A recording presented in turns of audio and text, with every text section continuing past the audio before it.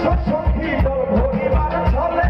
মনের কথা বলবো তোমায় বসে কদম তলে মনের কথা বলবো তোমায় বসে কদম তলে তুমি সকল দুঃখ ভুলে যেও চোখের পানেতে আর সত্য করে ধরিও হাত ছাইরা যাইবার ভয়ে দেখতে তোমায় আসলে দেখতে তোমায় মনে চাইছে অনেক ভালো